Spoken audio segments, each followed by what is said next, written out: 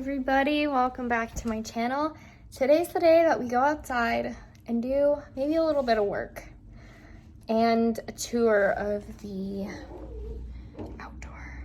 outdoors. I don't want to call it a garden because I don't really have a garden going yet. I have a couple things though that are out there, like some plants, garlic, my chamomile. I haven't checked on my chamomile in a while. But yeah, let's go out there. Excuse the noise, it is really loud out here. But I am looking at some of my plants and my garlic, and they're doing really good so far. Well, some of them. My fuchsia, not so much, but it'll come back. Is that? Here's the fuchsia.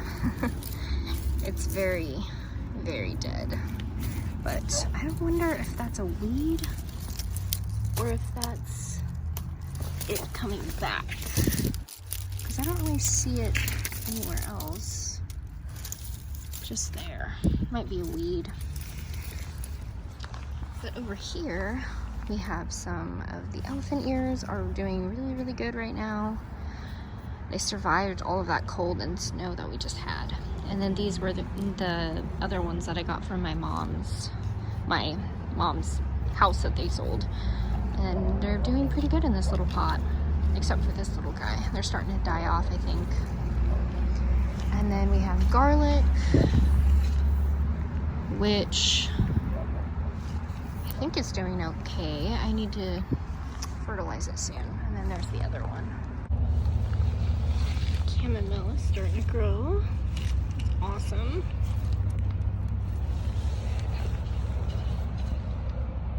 Wow. I think the reason why I was putting this project off for so long was because I knew I had to transplant these raspberries, and for me, they're not really necessary to transplant just because I didn't plant them. I think the previous owners, they had them. And then my first year of gardening, they came up. I didn't know what they were. And then I found out that they were raspberries. And I was like, why not? I'll give it a shot. I'll see if I can grow them and see if they'll grow. And so I think last year, 2022, was their dormant year for raspberries. If you plant raspberries, the first year they won't produce, but the second year they will start producing, I believe. Hopefully they will start producing this year. If not, I might just toss them.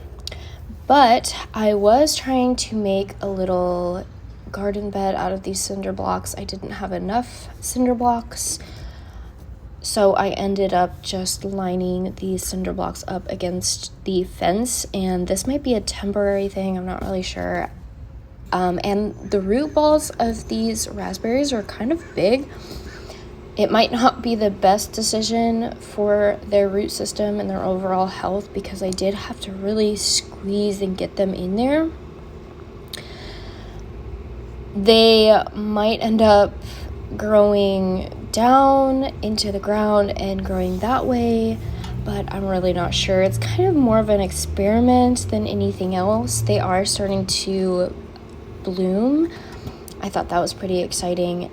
I noticed when I transplanted these raspberries last year into a different garden bed, they did experience a little bit of shock, but that's when they had their leaves already.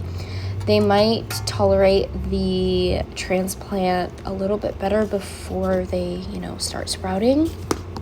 We'll see. It's kind of just a waiting game and a little bit of an experiment, but I did end up I tried to separate as many as I could. I think I got a total of 4 or 5 different little trees out of this, and I just squeezed them in the little holes and then filled it with dirt, topped it off with some compost, I believe. And then I did also have strawberries from last year. They look pretty dead, and you'll see it in a few seconds here. But this root ball is the raspberry tree, and it looks pretty healthy overall. And you can kind of see the blooms on there on the trees a little bit, but we will see how these turn out. Yeah, so here I'm just basically putting them all in the holes and topping it off with compost. And yeah. And then you can kind of see the strawberries there on the left. I think I do a close-up of them too. They are completely dead. They don't have any new growth yet.